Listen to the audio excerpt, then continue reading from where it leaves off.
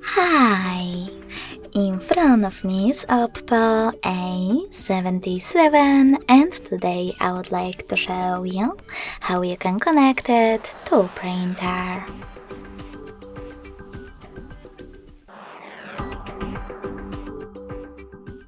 First of all, open Settings and tap on Connection and Sharing.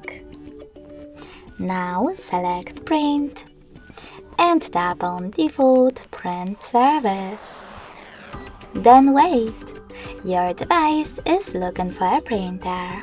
When it finds one, it will connect to it right away.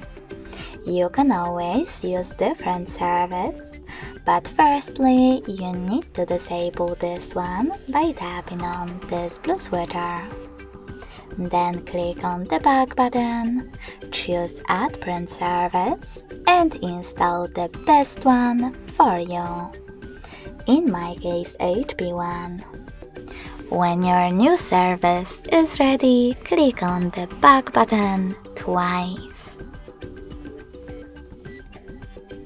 Then click on it and wait as well.